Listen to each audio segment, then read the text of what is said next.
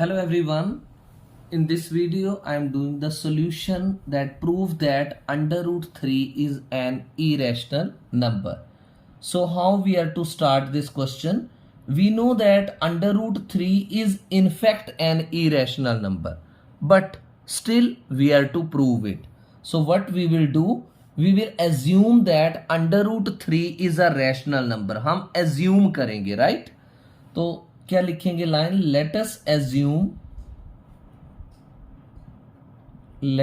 assume in contrary means opposite मानेंगे. In contrary that let us assume in contrary that under root 3 is rational. हमने क्या assume किया कि under root 3 जो है वो रैशनल है, और इनफैक्ट ये हमें पता है कि इरेशनल है, फिर भी हम अज्यूम कर रहे हैं. Therefore under root 3 is equal to a upon b, और यहां पर एक कंडीशन लिखनी है where a and b are co prime integers. Co prime integers क्या होते हैं? जिनका HCF जो है वो 1 होता है, 1 के सिवाय कुछ नहीं होगा. And b is not equal to 0, denominator जो है वो 0 नहीं हो सकता, right?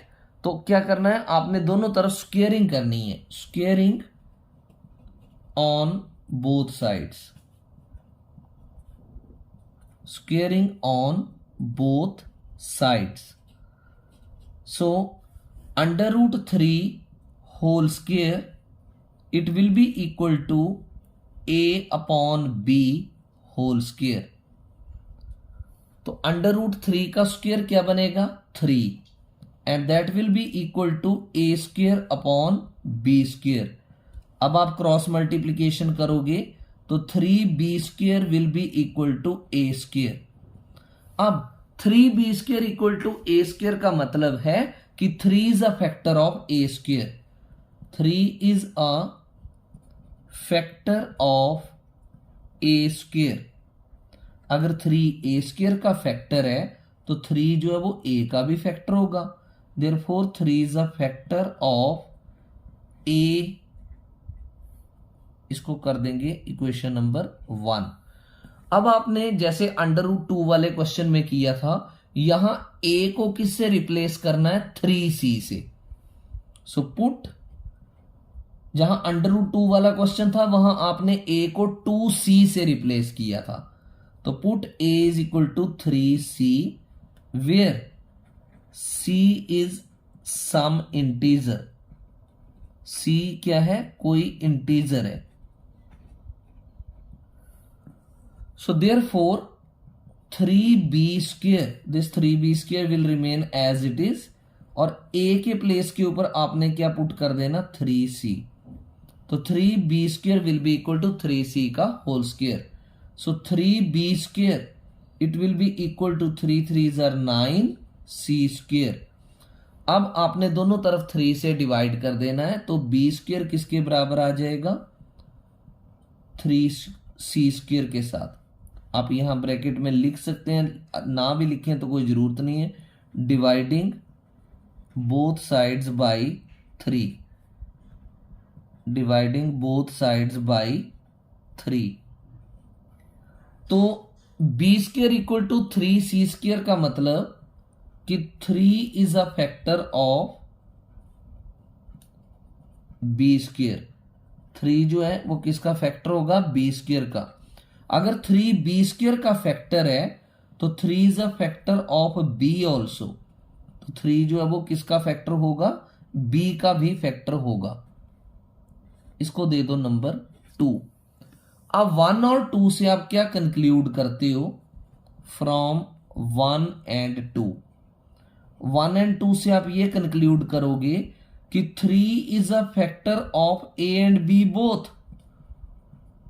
3 is a factor of a and b both. 3 जो है वो a और b दोनों का ही फैक्टर होगा.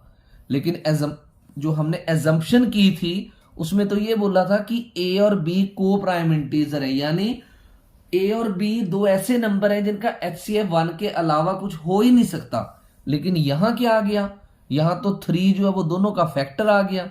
तो क्या लिखेंगे, यहां लिखेंगे बट दिस कॉन्ट्रेडिक्ट्स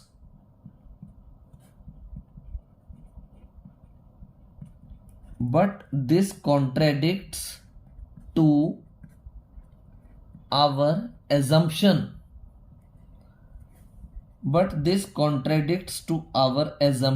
that